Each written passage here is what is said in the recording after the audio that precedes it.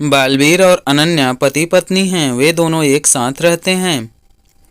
एक दिन अनन्या ने कहा कि घर में राशन समाप्त हो गया है, मुझे मार्केट जाना होगा राशन ले आने के लिए। तो बालवीर ने कहा ठीक है जाओ, मुझे भी कुछ काम है इसलिए मैं भी बाहर जा रहा हूँ।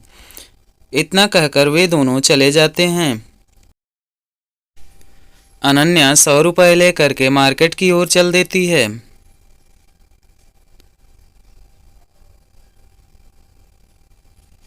वह मार्केट में राशन वाले की दुकान पर पहुंच जाती है। दुकान पर पहुंचने के बाद उसने राशन खरीदा। उसने 75 रुपये का राशन खरीद लिया। तो बताइए, अनन्या 100 रुपये दुकान पर लेकर गई थी, उसने 75 रुपये का सामान लिया और दुकानदार ने वापसी में उसे 5 रुपये लौटा दिए। तो ऐसा क्यों किया दुकानदार ने? उसने 5 ही रुपये क्यों लौटाए? तो क्या आप समझ पाए हैं इस बात को? तो कमेंट करके जवाब दीजिएगा।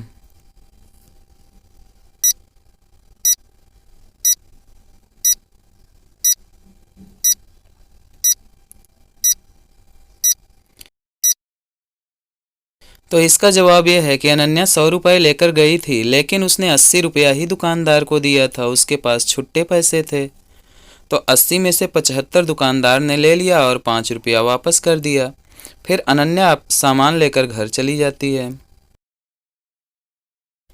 बालवीर और विवान एक दूसरे से झगड़ रहे थे। उनका झगड़ा इस बात पे था कि वे दोनों मस्ती परी से शादी करना चाहते थे। वे दोनों मस्ती परी के पास जाते हैं और बोलते हैं कि हम दोनों तुमसे शादी करना चाहते हैं, तुम हम दोनों में से किससे शादी करोगी?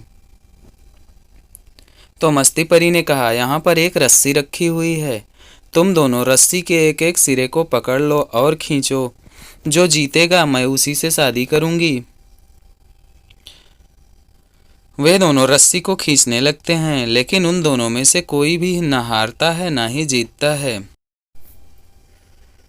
फिर मस्ती परी सोचने लग जाती है कि अब क्या किया जाए। फिर उसे एक आइडिया आता है। उसने कहा, मैं तुम दोनों से एक पहेली पूछूंगी, जो भी मेरी पहेली का सही सही जवाब देगा मैं उसी से शादी कर लूँगी। तो मस्ती परी ने पहेली को पूछा। मस्ती परी ने पूछा, ऐसी कौन सी चीज़ है जिसे काटने पर लोग गाना गाने लगते हैं?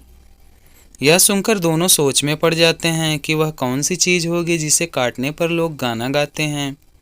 काफ़ी देर तक सोचने लगते हैं। तो आप भी सोचिए और इसका जवाब कमेंट कीजिए।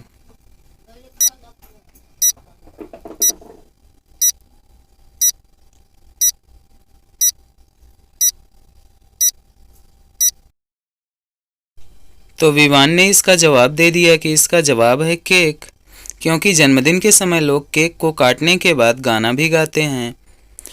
यह इसका जवाब सही था। तो मस्ती परी ने विवान से शादी कर ली। फिर बालवीर वहाँ से चला जाता है।